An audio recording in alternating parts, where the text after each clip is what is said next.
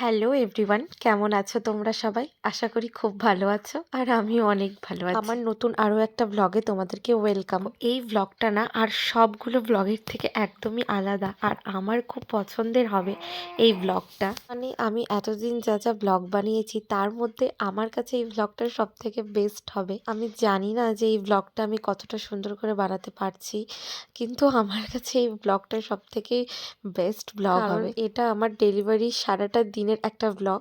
মানে আমার ছেলে হয়েছিল যেদিন, সেই দিনটাই আমি তোমার সাথে একটু শেয়ার করব ছোট করে। আমার ডেলিভারি যেদিন হয়েছিল নভেম্বরের 8 তারিখ ছিল 2024। তোমরা দেখতেই পেলে যে আমি ঘরে আমার সব ননদগুলোর সাথে বসেছিলাম।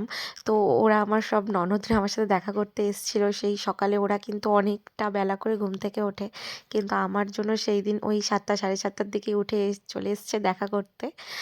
তারপরে আমি আমাদের বাড়ির যে শিব ঠাকুর আছে সেই ঠাকুর প্রণাম করে নিলাম। নিয়ে ঘরে এসে আমি যেই ঠাকুরকে মানি, মানে আমি রাধাকৃষ্ণকে মানি, সেই ভগবান শ্রীকৃষ্ণ রাধারানীকে আমি প্রণাম করে নিলাম যে সব কিছু যেন ভালো মতো হয়, সবটা যেন ভালো মতো হয়। ছেলে হোক বা মেয়ে যেই হোক সে যেন খুব সুস্থভাবে হয়, ভগবানকে তাই বললাম। বলে এবার আমি বেরিয়ে পড়লাম আমার বরের সাথে। আর দেখো আমি আর আমার বর কিন্তু ম্যাচিং ম্যাচিং পরেছিলাম। আমাকে আর আমার বরকে না পাড়ার সবাই খুবই ভালোবাসে। মানে এই যে আমার ননদ যাদেরকে বলি, এরা কিন্তু আমার নিজের ননদ না, আমার পাড়ার। কিন্তু আমাকে এত ভালোবাসে, আমার বরকেও তো খুব ভালোবাসে, জন্যই আমাকে এত ভালোবাসে।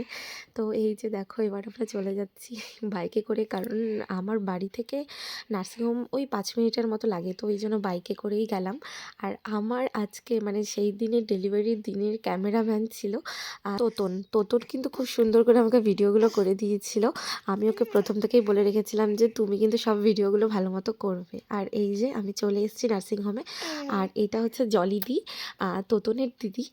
তো ও আমার সাথে এসেছিল। এই যে জলিদি ছিল আমার পিসামশাই, মানে আমার পিসা শ্বশুর, আমার বর, সবাই ছিল। তো আমি সেই দিন যখন যাচ্ছিলাম না বরের সাথে বাইকে করে, আমার মানে প্রতিটা জিনিস এত ভালো লাগছিল, সব কিছু ভালো লাগছিল। ওই দিন রাস্তাঘাট সব কিছু দেখতে যেন খুব বেশি ভালো লাগছিল। আর মনে একটা আলাদাই খুশি ছিল যে আমি যাচ্ছি একা, তো আসবো আর একজন আমার সাথে আসবে।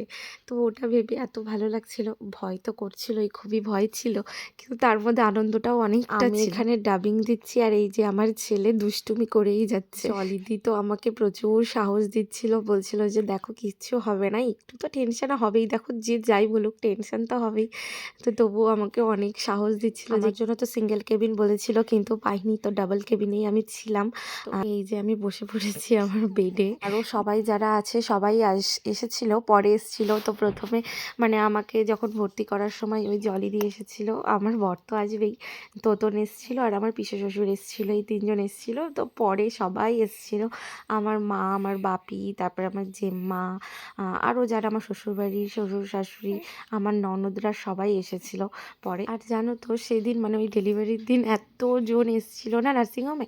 তো ওই দিন অনেক অনেক পেশেন্টেরই তো ডেলিভারি হয়, সব থেকে বেশি বাড়ির লোক আমারই ছিল। মানে ওই নার্সিংহোমের ওই ওটির ওই যে ওইখানে সব থেকে বেশি লোক আমারই ছিল। সেই সময়টা চলে এসছে যখন আমাকে ওটিতে নিয়ে যাচ্ছে, আমি বসে আছি, আমাকে তারপরে এসে বলছে চলো এবার তোমাকে নিয়ে যাব।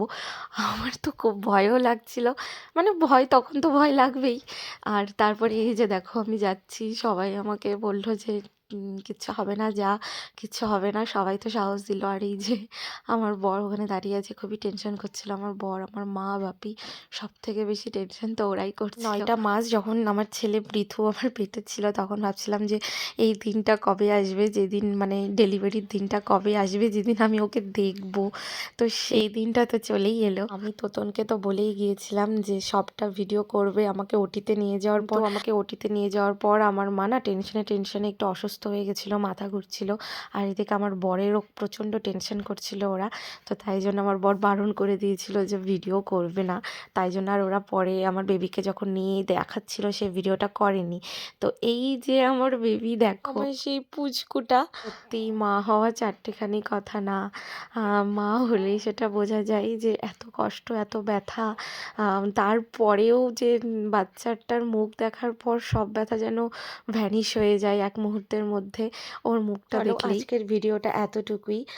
আর একটা পার্ট আছে, আমি আমার পৃথুকে নিয়ে যখন বাড়ি যাচ্ছিলাম। তো সেটা আমি খুব তাড়াতাড়ি আপলোড করব।